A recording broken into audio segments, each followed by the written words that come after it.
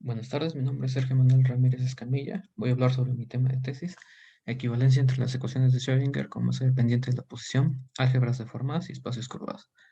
Los directores de tesis son el doctor Jesús García Ravelo y el doctor Jaime Bedaño López. Comencemos con una breve introducción. En este trabajo se desarrollará una forma de resolver el problema de la ecuación de Schrödinger con masa dependiente de la posición. Esto a partir del punto de vista de considerar una función de deformación f de x que modifica las relaciones de conmutación conocidas para masa constante. Esto corresponde a la parte de álgebras de formas. Asimismo, para un sistema con masa constante, el cual se mueve sobre una superficie con curvatura diferente de cero, de tal manera que ciertas componentes del tensor métrico, denotados por g y j de x, están asociados con esta función. Esa es la parte de espacios curvados. La conexión entre estos tres sistemas es mediante la relación que el cuadrado de la función f de x va a ser igual al inverso de una función m mayúscula de x y a su vez también va a ser igual al inverso de la componente g y j de tensor métrico, para el caso de y igual con j, donde m mayúscula de x es una función continua y suave adimensional asociada a la función de masa dependiente de la posición.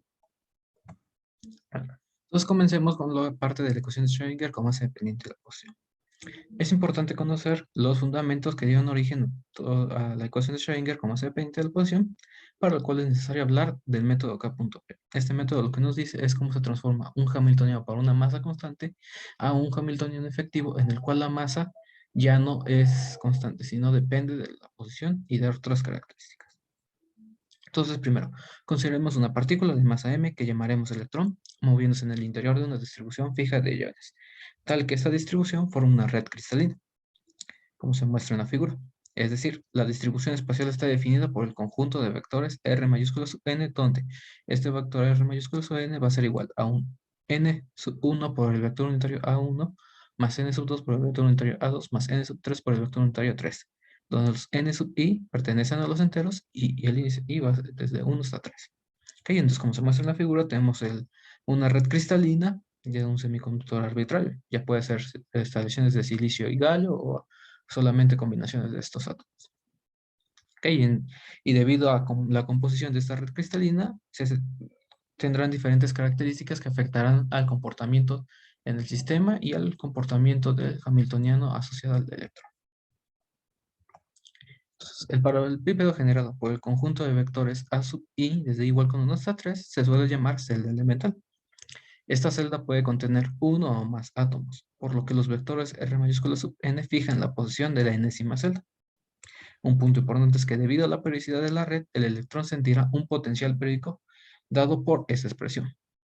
Cuando que el potencial va a ser, con función del vector de posición, va a ser igual al potencial cuando recorremos el vector de posición, cuando el vector de posición le sumamos el vector asociado a la enésima celda. Es decir, que la periodicidad de esta red está asociada con el vector de posición asociado a la enésima celda del sistema. Y la dinámica del electrón viene determinada por el hamiltoniano que conocemos, que va a ser el operador hamiltoniano es igual a menos h barra cuadrada sobre 2m por el laplaciano más el potencial periódico. Algo a resaltar. El hamiltoniano en la ecuación 3 es invariante ante traslaciones. Es decir, si calculamos el conmutador del operador hamiltoniano con el operador de traslaciones, denotado por t mayúscula sub n, este va a ser igual a 0. Y algo importante es que este operador de traslación está asociado hacia el vector de posición de la enésima celda. También, debido a esta invarianza, se debe de cumplir que el conjunto de estados que vamos a denotar por psi sub i y el conjunto de estados psi sub i' deben de proporcionar la misma información del sistema, donde los psi sub i' es aplicar el operador de traslaciones a los estados psi sub i. También, debido a que tanto h y t conmutan, va a existir un conjunto de funciones simultáneas, tales que cuando apliquemos el operador de traslaciones hacia estas funciones que vamos a anotar por psi como función de r, va a ser igual a una t minúscula sub n por la misma función psi como función de r. Okay. De acuerdo con la teoría de la mecánica cuántica, el operador de traslación debe ser un operador unitario y su correspondiente eigenvalor debe ser de la forma que t minúscula sub n va a ser igual a e a la i, el producto interno del vector k con el vector r mayúscula sub n, donde este vector k toma valores no equivalentes solamente en la denominada primera zona de Brillouin. Esta zona es muy importante en el estudio de la física del estado sólido, ya que a partir de aquí y de ciertas consideraciones puede determinar muchas características del sistema.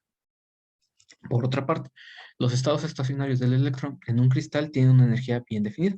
Por lo tanto, si consideramos funciones asociadas a esos estados estacionarios, que vamos a definir como unas funciones psi sub k alfa, como funciones del vector de posición R, tenemos que cuando apliquemos el operador de tracciones a esas funciones, vamos a obtener el ejemplador que decíamos, e a la i, el producto punto de k con el vector R mayúsculo sub n y las funciones para los estados estacionarios.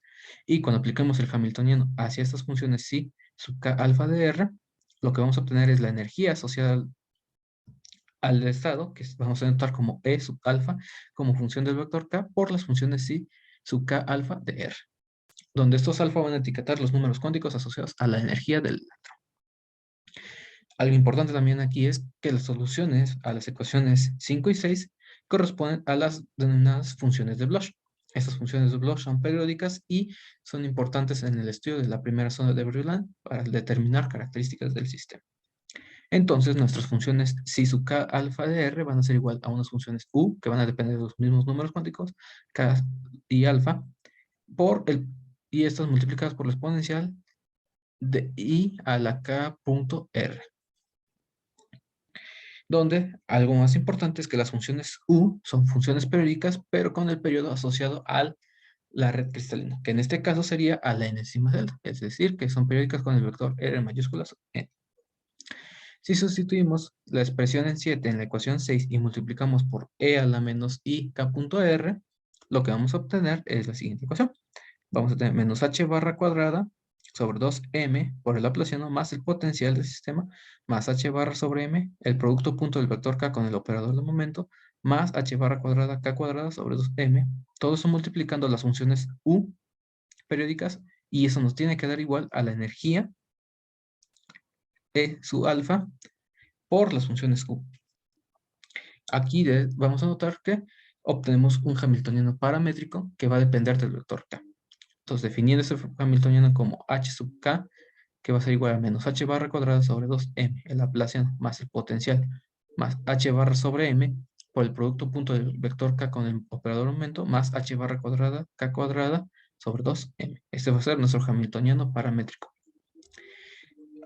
También hay que considerar que este hamiltoniano paramétrico se puede determinar los niveles de energía por un valor fijo de K. Además también de que en principio es complicado de resolver analíticamente, pero tiene la ventaja de que va a admitir siempre funciones periódicas.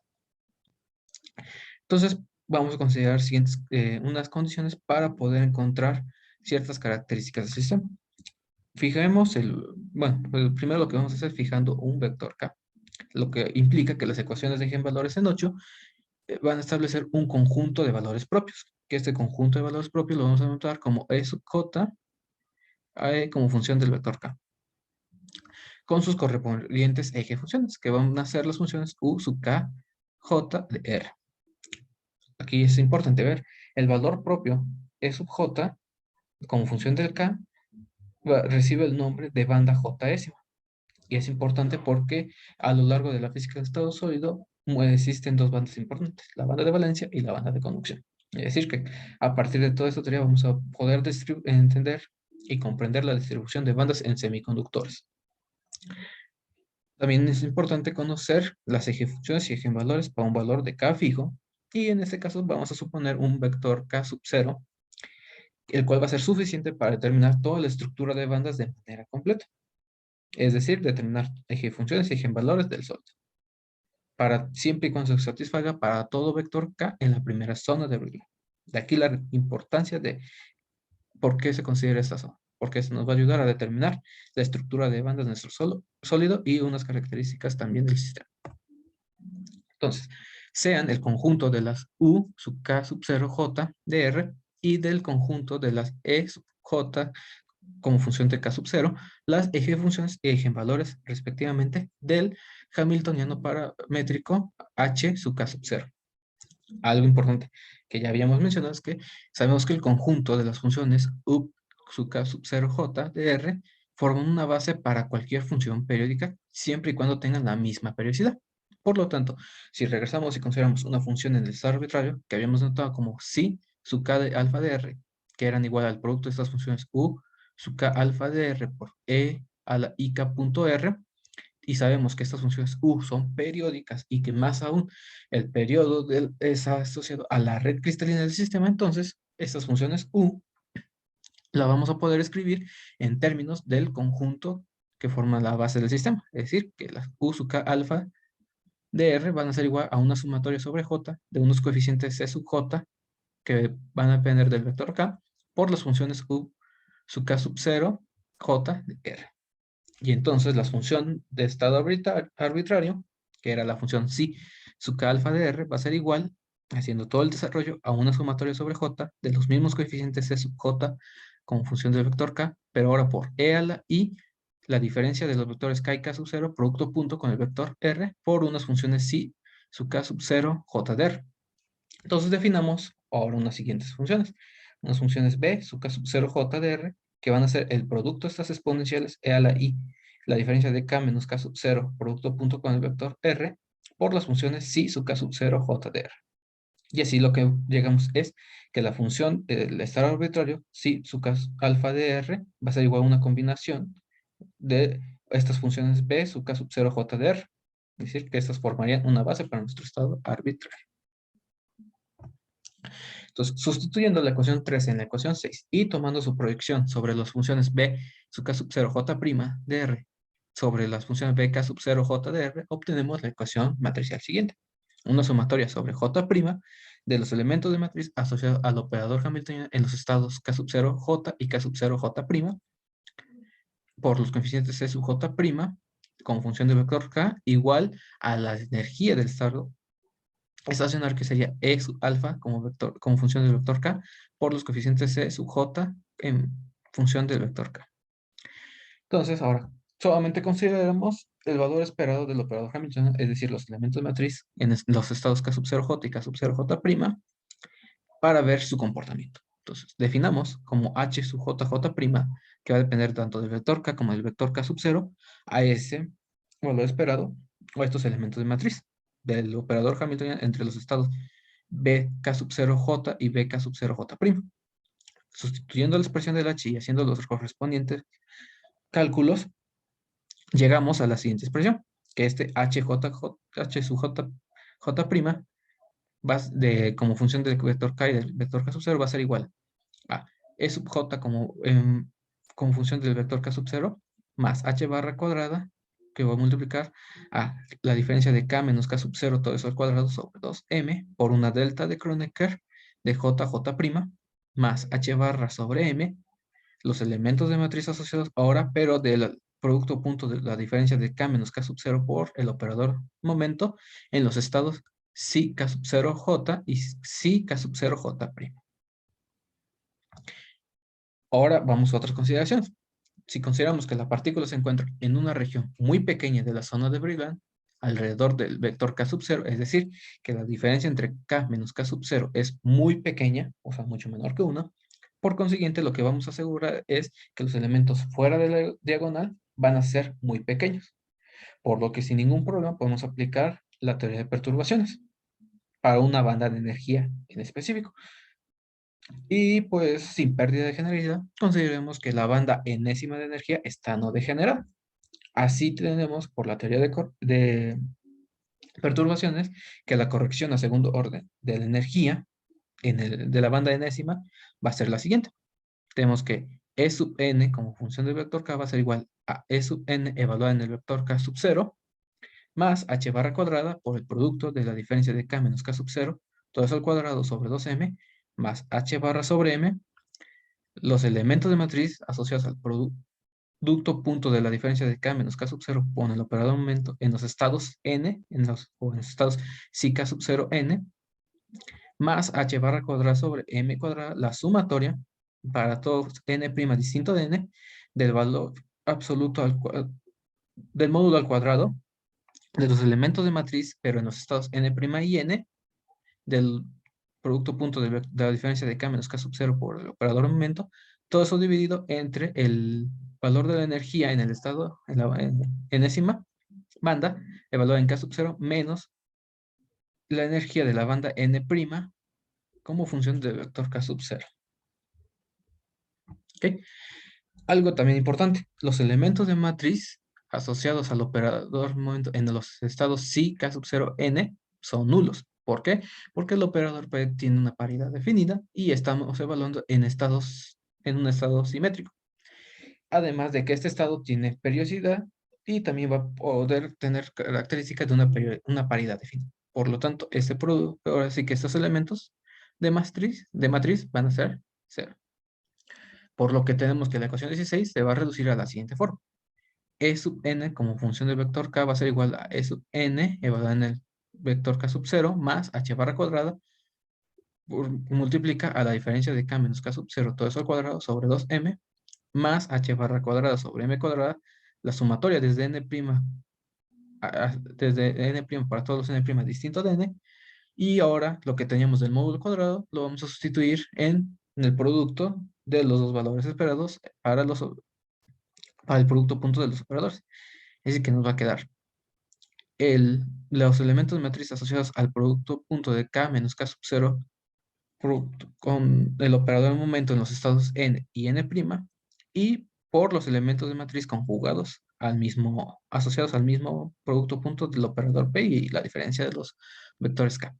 Todo eso dividido entre la diferencia de la energía de la banda enésima evaluada en k sub 0 menos la energía de la banda n' enésima evaluada en k sub 0. Aquí podemos observar que el lado derecho de la ecuación 17 es una ecuación cuadrática en la diferencia de los vector k y k sub 0, por lo que podemos escribir de la siguiente manera la ecuación, que la energía de la banda enésima para el vector k va a ser igual a la energía de la banda enésima evaluada en el vector k sub 0 más aparecen dobles sumatorias, una sumatoria sobre alfa, una sumatoria sobre beta de h barra cuadrada sobre 2 m sub alfa beta estrella por el producto punto de k menos k sub 0 alfa, sub alfa por la diferencia de k menos k sub 0 sub beta, donde alfa y beta etiquetan tres ejes coordenados, es decir, alfa y beta van a ser 1, 2 y 3. Y m sub alfa beta estrella es una componente de lo que se conoce como el tensor de masa efectiva en la banda enésima. Entonces, el tensor de masa efectiva está dado, o más bien, una componente asociada a este tensor va a ser de la siguiente forma. M sub alfa beta estrella va a ser igual a 1 sobre m por una delta de Kronecker de alfa beta más 2 sobre m cuadrada, la sumatoria para n' distintos de n, de lo que nos quedaba. Los elementos de matriz, pero asociados a la componente alfa del operador P en los estados n y n', todo eso por los elementos de matriz, pero ahora de la componente beta del operador P en los estados n' y p, dividido entre la diferencia de la energía de la banda enésima evaluada en K sub 0 menos la energía de la banda n' enésima evaluada en K sub 0. Entonces, como vemos aquí, ya da el resultado que se esperaba. La masa en un sistema de este tipo no es constante, depende de la posición y ese factor está asociado al comportamiento del operador P con las funciones psi K sub 0 n y psi K sub 0 np. Algo más, este tensor es simétrico y en los puntos extremales de la banda puede ser reducido a sus ejes principales. Entonces, si consideramos que los ejes principales, bueno, los ejes coordenados x, y, z se dirigen a lo largo de los ejes principales del tensor y además trasladamos el origen de los vectores k al punto k sub 0, es decir, hacemos la diferencia entre k y k sub 0 muy pequeña, la expresión 18 se simplifica de la siguiente forma. La que tenemos para la energía se simplifica de la siguiente forma.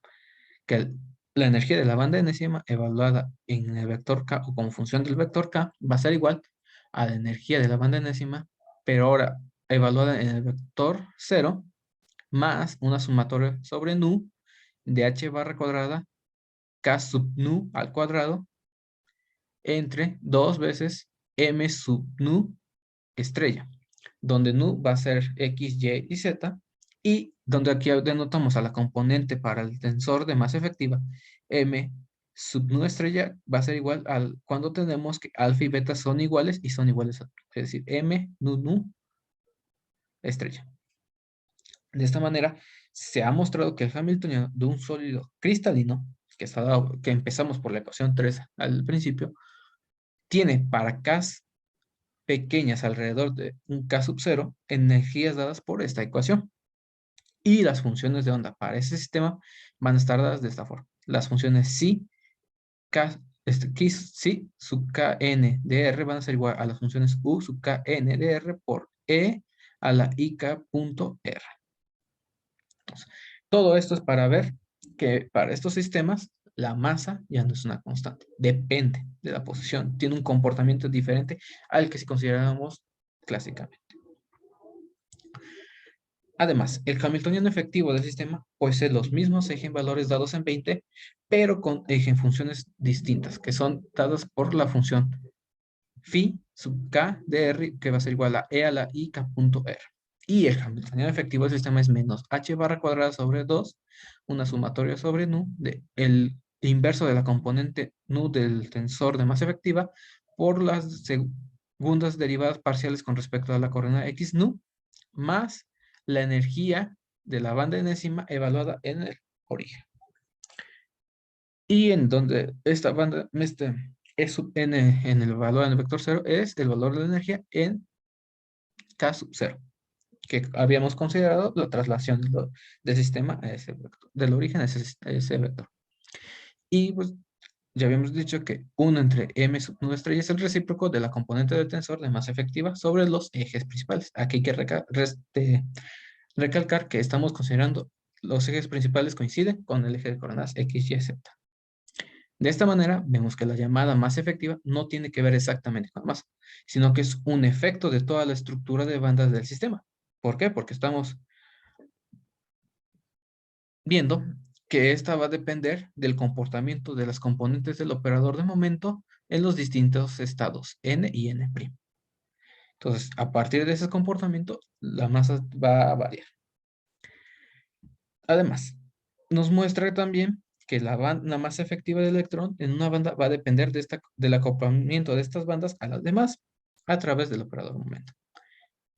Ahora, suponiendo que sobre el sólido cristalino actúa un potencial adicional de variación suave que vamos a denotar como U mayúscula como función del vector de posición, al estudiar todos los estados excitados de longitud de onda larga, el denominado método de masa efectiva sustituye al hamiltoniano real, es decir, que cambiamos nuestro hamiltoniano que conocemos por un hamiltoniano efectivo. Es decir, que hacemos la extracción del operador hamiltoniano H a un operador H, que vamos a denotar HF, sub F, y va a ser igual a menos H barra cuadrada sobre 2M, la sumatoria sobre nu, del recíproco de la componente nu del tensor de masa efectiva por las segundas derivadas parciales en la componente x nu, más la energía de la banda enésima evaluada en el vector 0, que es decir, evaluada en el vector k sub 0, más el potencial del sistema que estamos agregando, es decir, U mayúscula como función del vector de posición R. Todo esto para ver que el comportamiento que en un principio consideramos una masa constante ya no es así, ya varía y va a depender de la estructura de bandas del sistema. Ahora, vamos a hablar sobre las dificultades para resolver el problema con masa dependiente de la posición.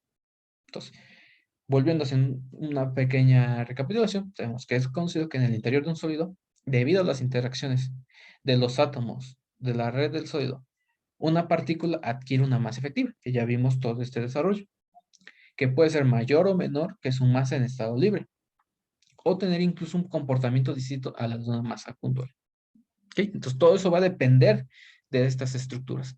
Aquí lo que estamos viendo es una estructura de 3 semiconductores A, B y C distintos, y lo que sucede es que si el comportamiento de un electrón que consideremos en el semiconductor A va a variar cuando éste se traslade al semiconductor B y viceversa. Cuando este electrón se traslade del semiconductor B al semiconductor C, también su masa va a cambiar. De esta manera, el electrón tendrá una masa dependiente de la posición, o en este principio dependiendo de la región en la que se encuentra. Algo importante es que vimos con toda la teoría que tenemos anteriormente, lo que obtuvimos es que pareciera que en principio la masa podría ser variaciones solamente puntuales, es decir, cambiar de una M1 a una M2, o de una M2 a una M3, o regresar a M1, pero actualmente se han logrado desarrollar dispositivos en donde la masa ya no es no tiene un comportamiento discreto, ya tiene un comportamiento continuo. Es decir, que ya es una función que depende explícitamente de la posición, que podemos decir a lo largo de una dirección privilegiada, definirla como X, es decir, que va a ser una masa como función de X, o como si queremos en tres coordenadas, como función del vector de posición,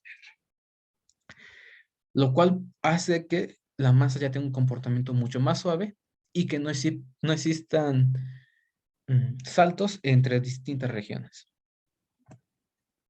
Entonces, la masa, al depender de la posición, ya no va a conmutar con el operador de momento, por lo que no va a ser trivial determinar el orden que debe de tener los operadores con los cuales se construye el operador de energía cinética en la ecuación de Schrödinger, en lo que es energía hamiltoniana. Sabemos en principio que la definición del operador de energía cinética está dada por esto, 1 entre 2 m de x por el cuadrado del operador de momento. Aquí ponemos m de x, pero sabemos que para casos en donde la masa es constante, pues la función m de x es igual a mc, que corresponde a la masa de la partícula. Pero ahora, como en estos sistemas ya no es una constante, ya no vamos a poder considerar esta expresión. ¿Por qué? Porque ya no es un operador hermitiano. No vamos a obtener en eigenvalores reales. Podemos caer en eigenvalores complejos. Y nosotros no queremos eso porque no hay una interpretación física para los eigenvalores complejos. Entonces, por consiguiente, se ha hecho a lo largo del tiempo, a lo largo de los últimos 70, 60 años, construir operadores hermitianos que sí nos den características del sistema que se está estudiando. Y hay muchos operadores hermitianos que se han creado para esta parte del operador de energía cinética. Una propuesta que es la dada por Ben, Daniel y Duke sugiere que podemos escribir el operador K igual como un medio del operador de momento aplicado a el inverso de la función de x por el operador de momento. Otra propuesta que fue de Sue y Kromer es que podemos considerar el operador K como 1 entre la raíz de 2 veces la función m de x aplicada al operador p cuadrada y este que va a aplicar a 1 entre la raíz cuadrada de 2 veces la función m de x. Otra que es dada por Gore y Williams es que el operador K puede ser igual a un cuarto que va a multiplicar a el inverso de la función m de x que multiplica al cuadrado del operador P más el operador P al cuadrado aplicado al inverso de la función m de x. Todas las propuestas sirven para características estudiadas por cada uno de estos científicos. Pero hay una propuesta general que engloba todas esas, que es la que está dada por von Russo. Y esta la vamos a notar como K sub BR, que es de von Russo, que es igual a un cuarto de la función de masa de la partícula a una potencia delta, que multiplica el operador P, y este va a estar aplicando a la función m de x a una potencia kappa por el operador P, y esta a su vez va a estar aplicando a la función m de x a la potencia lambda, más, cambiando ahora los índices, nada más, cambiando ahora nada más la potencia delta por lambda, nos quedaría más m de x a la lambda por el operador P aplicado a m de x a la kappa por el operador P que esté aplicando a m de x a la delta, donde estos parámetros delta, kappa y lambda son llamados parámetros de ambigüedad y deben de satisfacer una relación muy importante, que la suma de estos tres debe ser igual a -1. Pero hay un problema y es que son arbitrarios. No hay una combinación específica de estos tres. Es siempre y cuando estos tres cumplan que sea igual a -1, vamos a obtener un operador hermitiano para la energía cinética. ¿Y esto qué nos conlleva? A que podemos construir en principio una infinidad de hamiltonianos para el sistema que nosotros consideramos de masa dependiente de la posición. Entonces el hamiltoniano más general, que sería el dado por von Russo, es que el operador h va a ser igual a un cuarto de lo que habíamos dicho, esta expresión, que va a ser m de x a la delta por el operador p que aplica a m de x a la kappa, que multiplica este a su vez al operador p que está aplicando a m de x a la lambda, más m de x a la lambda, que multiplica al operador p que va a aplicar a m de x a la kappa por el operador p que aplica a m de x a la delta más el potencial de sistema. Actualmente no existe un consenso de cuál ordenamiento es el más adecuado y las condiciones de frontera que se deben de satisfacer para que la función de onda y su derivada ahora sí que no son únicas. O sea que no tenemos el problema de esto es no tenemos un consenso del orden de los factores o de qué valores deben tener. Tampoco tenemos qué condiciones debe satisfacer la función de onda y la derivada, porque no nos van a dar siempre soluciones únicas. Dependiendo del operador hamiltoniano, vamos a tener distintas soluciones. Entonces, la ecuación de Schrödinger construida de esta manera es la que se conoce como nombre de ecuación de Schrödinger con masa dependiente de la posición. Y su principal problema reside en eso, que no tenemos un orden correcto de los coeficientes o de los parámetros de ambigüedad, que son delta, kappa, lambda, y que no sabemos qué condiciones de frontera se deben de imponer para obtener soluciones únicas. De manera estricta, hablando, esta ecuación ya no es una ecuación, digamos, no tenemos un hamiltoniano, sino tenemos un hamiltoniano efectivo, y por lo tanto la ecuación se convierte en una ecuación efectiva. Y esta emerge del formalismo de la física de materia condensada. Entonces, estas son las dificultades que se tiene para el problema de masa dependiente de la posición. A continuación, lo que vamos a hablar es sobre los temas de álgebras deformadas y espacios curvados, para posteriormente ver o dar la metodología que se va a desarrollar a lo largo del trabajo para poder resolver este problema de masa dependiente de la posición. Entonces, empecemos con la deformación de las reglas de conmutación canónica, o lo que corresponde a las álgebras deformadas. Entonces, primero, los operadores de Schrödinger asociados a las variables dinámicas del sistema cumplen con las relaciones de conmutación que conocemos habitualmente, que el conmutador de cada componente x y con la xj va a ser igual a 0 para cualquier ij que consideremos, y que el conmutador de la componente del operador xy con el operador p sub j va a ser igual a menos ih barra. Aquí lo que denota es un operador delta de ij, que es el operador de identidad por una delta de Kronecker de ij, y el conmutador de la componente y del operador p con la componente j del operador p siempre van a ser 0.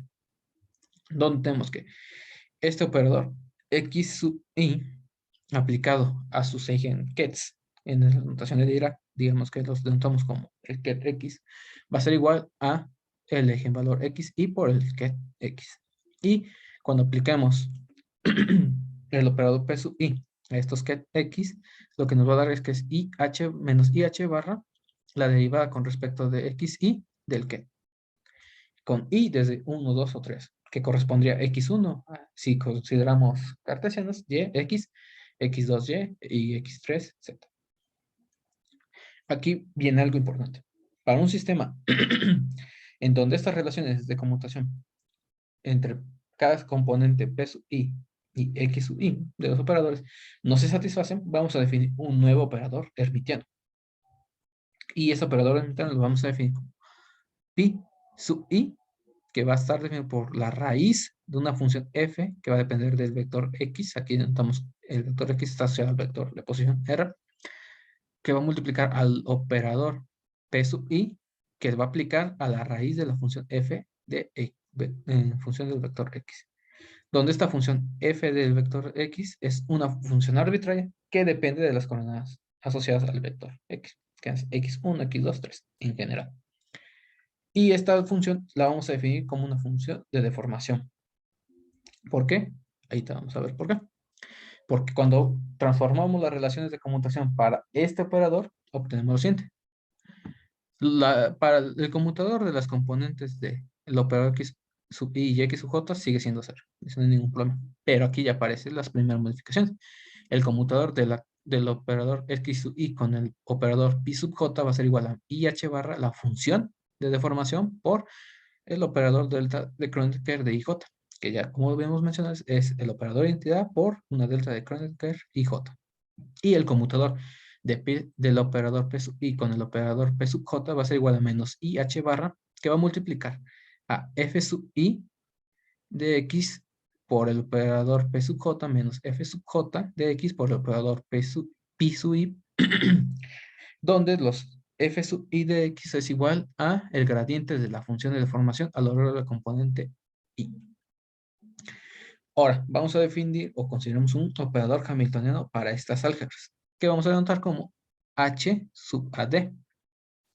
Y este hamiltoniano va a ser h sub ad va a ser igual a el operador pi al cuadrado sobre 2m sub 0 más el potencial a sub d del sistema, donde este m sub 0 es la masa constante del sistema. Aquí no estamos considerando partículas que dependen de la posición. La masa es constante a lo largo de todo este sistema. Y b sub d de x es un potencial. Entonces, la correspondiente ecuación de Schrödinger asociada a este operador hamiltoniano, y aparte considerando la ecuación independiente del tiempo, va a ser la siguiente.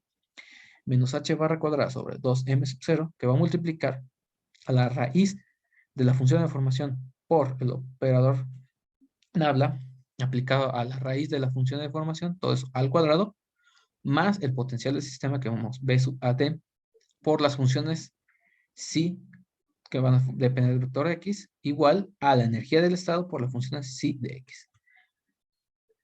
Entonces, esta ecuación va a ser importante y en nuestra teoría vamos a decir que es la ecuación para álgebras de formas, de ahí que por eso consideramos el operador hamiltoniano h sub a. Okay. Entonces, esta es la ecuación 31, hay que tenerla en cuenta. Ahora vamos con la parte de espacios curvados, ¿no?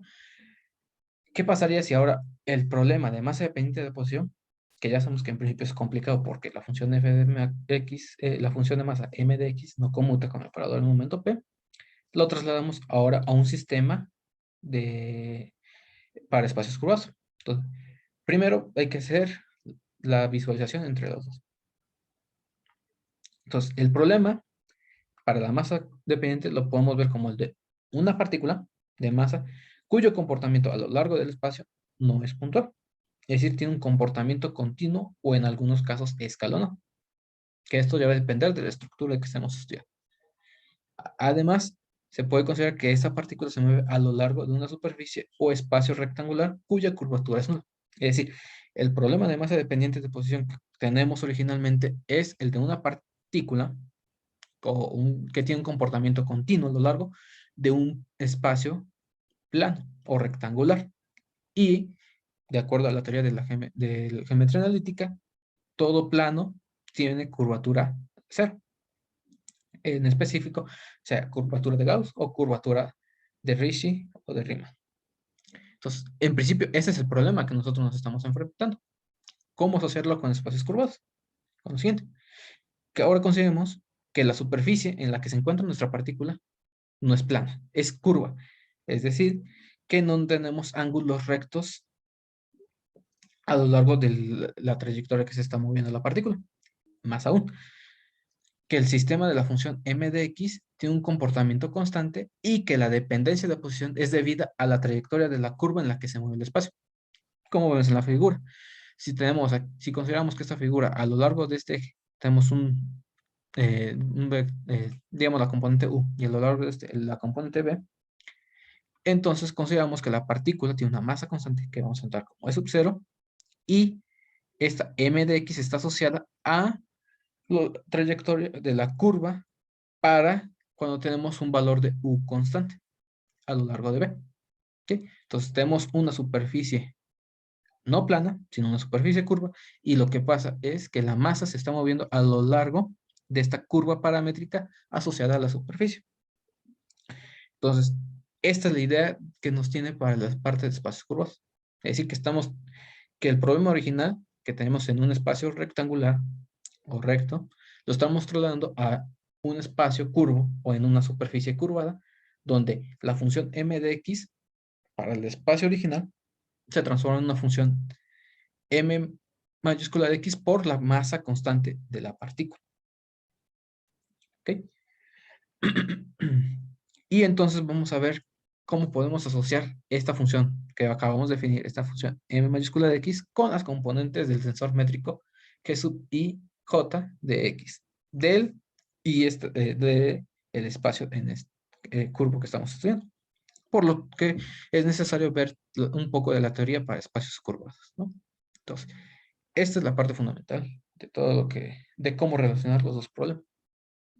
Entonces tenemos que el elemento de línea cuadrado de un espacio curvado está descrito usando la notación del cálculo de Ricci por la siguiente, que el elemento de línea va a ser igual a el producto de las componentes G sub y J, aquí de x1 hasta xn, estamos considerando un espacio Rn del tensor métrico del sistema, por las diferenciales a lo largo de xy y de xj, para todo y j que va de 1 hasta n.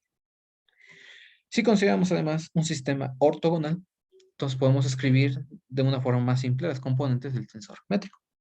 Es decir, que las componentes G sub i j van a ser igual a un G sub i, que van a depender de las coordenadas x1 hasta xn, por una delta de Kronecker de ij. Más aún, vamos a igualarlas a una función d sub i al cuadrado por la misma delta de Kronecker i sub j, delta de ij. Por lo que, si consideramos un operador laplaciano para este sistema curvo, sabemos que está escrito de la siguiente forma. En términos de las funciones d, va a ser que el operador laplaciano del espacio curvado sea igual a 1 entre el producto de las tres componentes de 1, de 2 y 3, que va a multiplicar a las parciales con respecto de x1, que va a aplicar todo esto que va aplicado a el producto de la componente de 2 con d3 entre d1 por la parcial con respecto de x1, más ahora la parcial con respecto de x2 que aplica a d1 por d3 dividido entre d2 por la parcial con respecto de x2, más la parcial con respecto de x3 que va a aplicar a el producto de d1 por d2 dividido entre d3 con la parcial con respecto de x3.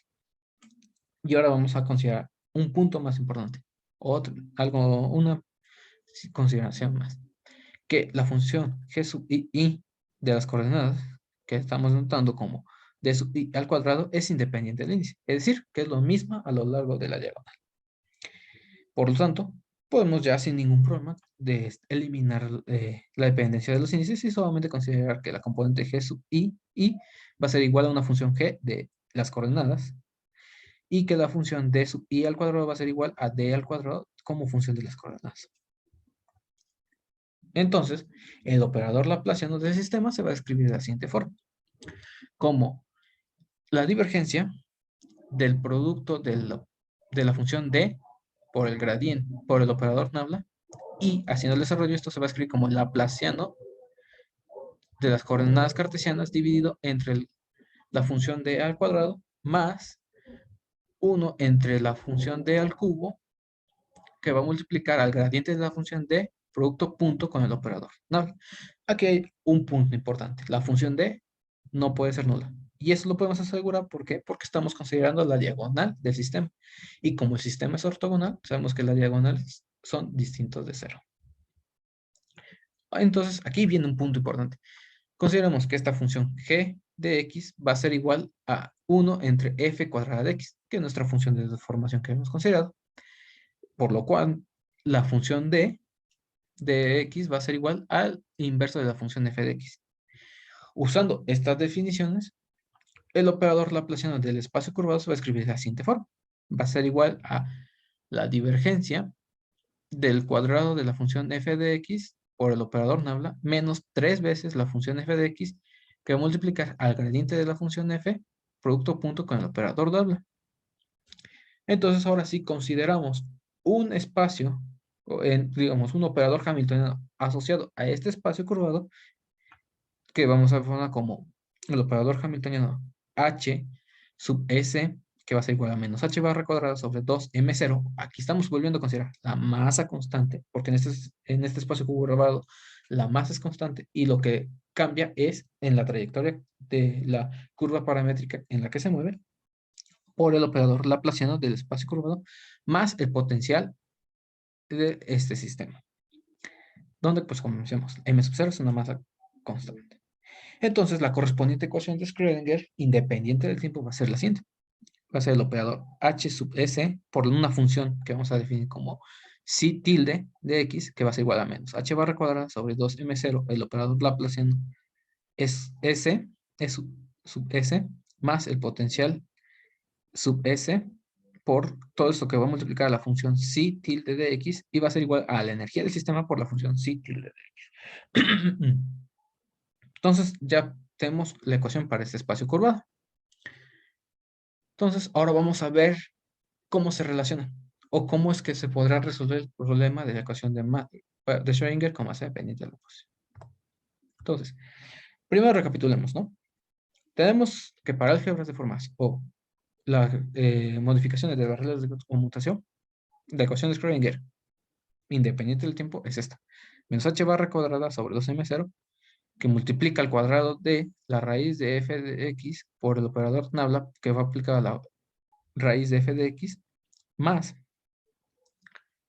el potencial A sub d del sistema de álgebra de formas, todo eso por la función psi de x igual a la energía por la función psi de x. Y para el espacio curvo tenemos que va a ser el hamiltoniano h sub s por la función psi tilde de x va a ser igual a menos h barra cuadrada sobre 2m0, el operador laplaciano del espacio curvado, más el potencial del espacio curvado, todo eso por la función psi tilde de x igual a la energía por la función psi tilde de x, donde el operador laplaciano sub s va a ser igual a la divergencia del cuadrado de la función por el operador Nabla, menos 3 veces la función f de x por el gradiente de la función f, producto punto con el operador Nabla. Y para el sistema con masa dependiente de posición, sabemos que es el operador hamiltoniano es el siguiente, es este. Y la ecuación de Schrödinger independiente del tiempo, pues es aplicar esta operador a una función y que nos regrese la energía del sistema. ¿Okay? Entonces, bajo ciertas realizaciones de diferentes consideraciones algebraicas y cálculo, podemos hacerlo, convertir la ecuación de Schrödinger para espacios curvados y para masa dependiente a una forma de la de álgebras deformadas. Aquí el punto importante es la ecuación de álgebras deformadas, ya que es en principio la más simple para reducir los otros dos sistemas, espacios curvados y masa dependiente de la posición. Entonces, primero empezamos con espacio curvado. Si consideramos que nuestra función psi tilde de x es igual a la función de deformación f elevada a la 3 medios por una función psi de x, tenemos que la ecuación de Schrödinger se escribe de la siguiente forma. Menos h barra cuadrada sobre 2m0, que va a multiplicar a la raíz de la función f de x por el operador Nabla, que va a aplicar a la raíz de la función f todo eso al cuadrado, más un potencial b1 efectivo por todo eso que va a multiplicar la función psi de x igual a la energía del sistema por la función psi, donde el potencial efectivo va a ser el potencial del espacio curvado menos h barra cuadrada sobre 2m0, el producto de la función f por el laplaciano de la función f menos el gradiente de la función f al cuadrado. Es decir, que nuestro espacio curvado se puede transformar a un álgebra deformada, pero el costo a pagar es que el potencial, que en principio dependía nada más de las coordenadas del vector de posición, ahora es un potencial efectivo que depende del mismo potencial que teníamos al inicio, menos un término asociado a la función de deformación. Ahora veamos cómo se transformaría para el sistema de masa dependiente de la posición. Si consideramos que nuestra función m de x la logramos escribir como la masa constante de la partícula por una función adimensional m mayúscula de x y más que esta función m mayúscula la asociamos como el inverso de la función f de x elevado al cuadrado, tenemos que, haciendo todas las operaciones, el operador hamiltoniano de masa dependiente de la posición, que vamos a entrar ahora como HM sub MdP, va a ser igual a menos h barra cuadrada sobre 2m0, que va a multiplicar a la raíz de la función de deformación por el operador Nabla aplicado a la raíz de la función f, todo eso al cuadrado, más un potencial b sub 2 efectivo, donde este potencial b sub 2 efectivo es el potencial que tenemos para el sistema de masa dependiente de posición más h barra cuadrada sobre 2m sub 0, que va a multiplicar a, entre paréntesis, 1 menos delta prima menos lambda prima sobre 2 por la función es f de x por el laplaciano de la función f más el producto de un medio menos lambda prima por el producto de un medio menos delta prima, todo eso por el gradiente de la función f elevado al cuadrado, donde ahora esas delta, lambda prima y la capa prima que correspondíamos, el que va a tener, van a cumplir una nueva relación, que la suma de delta prima más capa prima más lambda prima va a ser igual a 2. ¿Ok?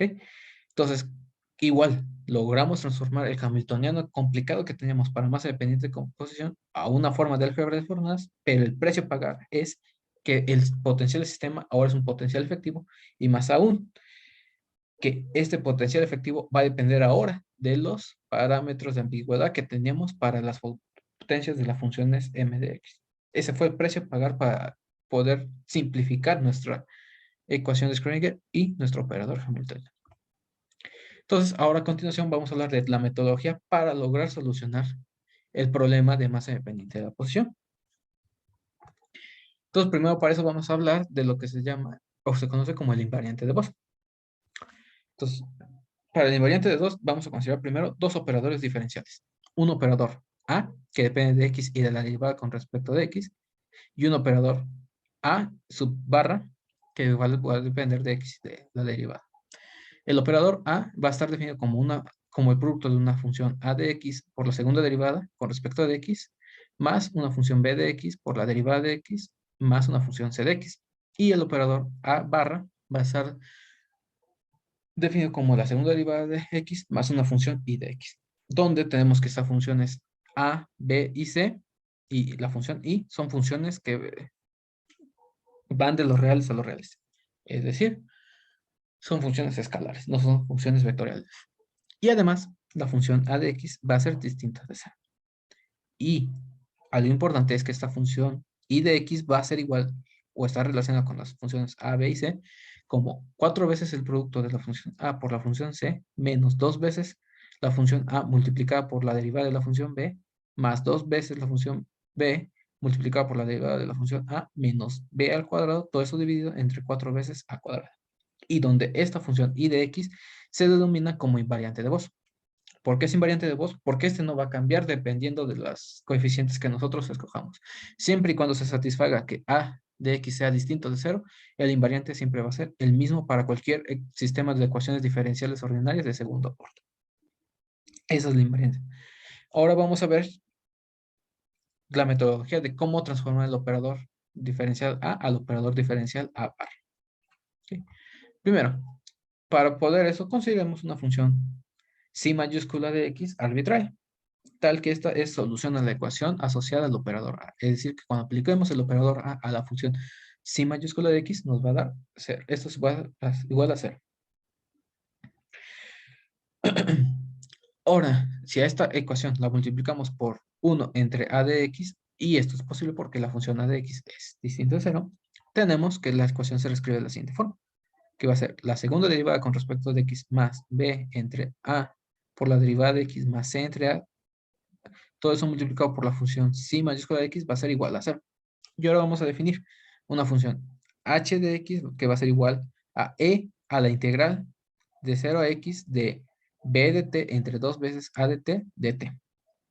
Y consideremos que nuestra función psi mayúscula de x va a ser igual a una función phi de x sobre h de x.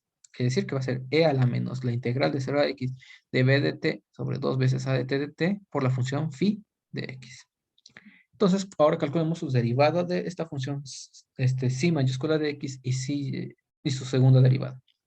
Entonces, la primera derivada de la función psi mayúscula de x va a ser igual a e a la menos la integral de 0 a x de b de t entre 2 veces a de t, todo eso diferencial de t, que va a multiplicar a phi prima de x menos el cociente de la función b entre 2 veces a por la función phi.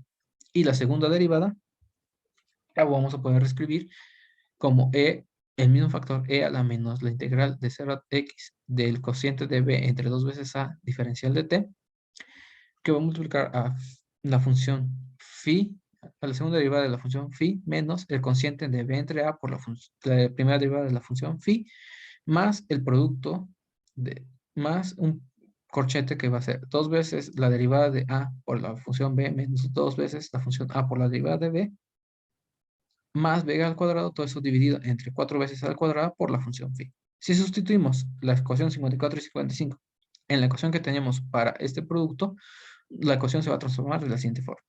Va a ser la segunda derivada de la función phi más todo este factor, que si lo vemos es el invariante de Bose, por la función phi igual a c. Es decir, que llegamos a que 1 entre a de x por el operador a aplicado a la función psi mayúscula de x va a ser igual a 0, pero a su vez va a ser igual a aplicar el operador a la barra a la función phi de x. Es decir, que la función phi de x es solución a nuestra ecuación asociada al invariante de Bose. Y estas dos ecuaciones están relacionadas de esta forma. Y además, la función phi de x va a estar relacionada con la función psi mayúscula de x por la relación que tenemos aquí, dada en 53. ¿Ok? Entonces, ya vimos cómo están relacionadas estas funciones. ¿De qué nos va a servir? Porque posteriormente vamos a transformar las ecuaciones de Schrödinger para cada sistema a su forma invariante de Bose. Pero para eso, y para algunas notaciones simplificadas, también tenemos que hablar de lo que se conoce como la transformada de Liouville y la derivada de Schwarz. La transformación transformada de Liouville es un procedimiento de cambio de variable basado en la composición de nuestra variable independiente, la cual se utilizará para conectar invariantes de Bose. Entonces, primero consideramos la ecuación diferencial para el invariante de Bose, que ya sabemos que es el operador a barra aplicada a la función phi de x, y es la segunda derivada con respecto de x, más el invariante por la función phi de x igual a cero. Si imponemos ahora el siguiente cambio, que x es una función de otra variable que denotamos como r, minúscula, obtendremos el procedimiento para poder relacionar dos invariantes de Bose de diferentes formas canónicas. Entonces, primero, calculemos las derivadas con respecto a x, pero ahora en términos de la variable r. Haciendo los cálculos nos queda que la derivada con respecto de x va a ser igual a 1 entre x' de r por la derivada con respecto de r. Haciendo lo mismo para la segunda derivada con x, tenemos que esto va a ser igual a 1 entre x' de r al cuadrado por la segunda derivada con respecto de r cuadrada menos xb' de r dividida entre x' de r todo eso al cubo por la derivada con respecto de r.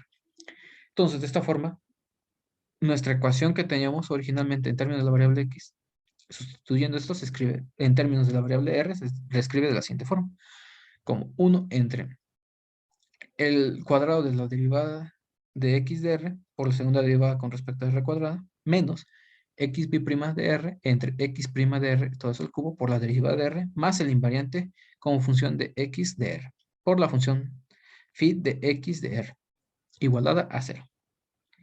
Entonces, como vemos, ahora ya tenemos una ecuación diferencial de segundo orden con coeficientes no constantes. Y más aún, esta x' de r es distinta de 0 porque es nuestro cambio de variable. Y debe satisfacer. Entonces, podemos aplicar otra vez el procedimiento de variante de Bose. Pero ahora con la función a de r igual a el inverso del cuadrado de la derivada de x. La función b va a ser igual a menos la segunda derivada de x con respecto a r dividido entre el cubo de la derivada de x. Y la función c de r va a ser nuestro invariante y como función de x de r. Haciendo esto, entonces tenemos que la integral de 0 a r de b de t entre 2 veces at diferencial de t va a ser igual a menos la integral de 0 a r de x b' de t entre 2x' de t. Y haciendo esto nos queda que es igual a menos un medio del logaritmo de x' de r. Por lo tanto, nuestra función h de r que habíamos definido como exponencial de esta integral nos va a quedar que va a ser igual a x' de r a la menos un medio, que es decir, que es 1 entre la raíz de x' de r. Y el inverso de esta función va a ser igual a la raíz de x' de r. Además, el invariante de Bose para esta variable r, que vamos a anotar como j mayúscula de r, va a ser igual a la derivada de x con respecto de r, todo al cuadrado, por el invariante y más un medio que va a multiplicar a la tercera derivada de x dividida entre x' menos 3/4 de la segunda derivada de x entre x', todo eso al cuadrado. Pero esta forma es muy complicada o está muy extensa. Vamos a reescribirla a partir de la definición de la derivada de Schwarz. Y esta derivada de Schwarz está definida como, digamos, entre llaves de x y de r, que no quiere decir la variable x transformada a la variable r, y está definida como la parcial con respecto de r del cociente de xb' de r entre x' de r menos un medio del cociente de x' de r entre x' de r, todo eso al cuadrado. Si desarrollamos esta derivada de Schwarz, llegamos a esta forma. Aquí va a ser x de prima de r entre x' de r menos 3 medios de que multiplica a x bi'rima de r entre x' de r, todo eso al cuadrado. Es decir, que aparece el mismo término de nuestro invariante j mayúscula de r, salvo un factor. Entonces, así, nuestro invariante de voz j mayúscula de r vamos a escribir más fácil. Va a ser la derivada de x con, con respecto a r, todo eso al cuadrado, por el invariante y más un medio de la derivada de Schwarz del cambio de variable de x a r. Y de esta forma, la ecuación finalmente al resolver en la variable r va a ser la segunda derivada con respecto de r al cuadrado de r más j mayúscula de r por una función phi de r igual a 0, donde esta función phi de r es igual a la raíz de x' de r por la función phi de x de r. Aquí pues son mismas notaciones, pero digo, tiene el mismo nombre estas dos variables, solamente diferente notación. Pero es para diferenciarlas, ¿no? Entonces tenemos una función que de r se relaciona con la función de x. Y digamos ¿por qué? Porque una vez que transformemos, que se va a hacer más, adelante en la tesis, que se logre transformar la ecuación de masa dependiente, que va a ser, en este caso, transformar la ecuación de álgebras de formas o su forma invariante, la vamos a asociar con el invariante para la ecuación hipergeométrica confluente. Entonces, a continuación, vamos a hablar de esa ecuación. La ecuación hipergeométrica confluente. Primero empezamos con la ecuación diferencial asociada a la función hipergeométrica confluente, la cual está dada por esta. De z, la segunda derivada de una función f de z con respecto de z, más el producto de la diferencia de un coeficiente nu menos z por la derivada de la función f con respecto de z, menos beta por la función f de z igual a 0. Aquí una característica importante de esta ecuación hipergeométrica es que tiene un punto singular regular en el origen para los valores 0 y 1 menos b. Un punto regular singular en el infinito. Son puntos conflictivos para estas funciones. Además, esta ecuación puede ser considerada como la forma límite de la hipergeométrica cuando en ese caso reemplazamos gamma por gamma sobre nu y tomamos el límite cuando nu tiene infinito. Además, esta ecuación, la ecuación hipergeométrica confluente, tiene dos soluciones estándares. Una que se denota de esta forma como f sub 1 izquierda y sub 1 derecha de beta, nu y z, que es igual a una sumatoria sobre s igual desde s igual con 0 hasta infinito de estos coeficientes o beta sub s, que se definen como símbolos de Pochhammer, entre los símbolos de Pochhammer de asociados a beta, a nu, por ese factorial, todo eso por z a la s, que esas son conocidas como las funciones de Comer.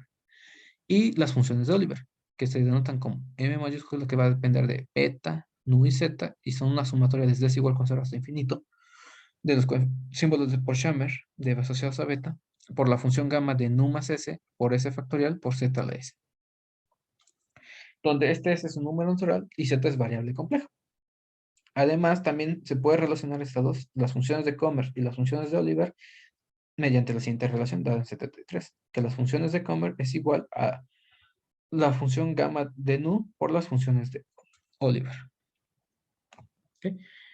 Ahora, aquí viene lo importante. La ecuación hipergeométrica confluente tiene la siguiente forma de voz, o en su forma invariante de voz, que es la segunda derivada con respecto de x. Aquí estamos usando x, la variable es indiferente, más el invariante que va a ser i sub 1 a la i sub 1, 1, como función de beta, nu y gamma de x, por una función phi de x igual a 0, donde el invariante de la hipergeométrica es menos gamma cuadrada sobre 4 más nu sobre 2x más 1 menos beta cuadrada sobre 4x al cuadrado.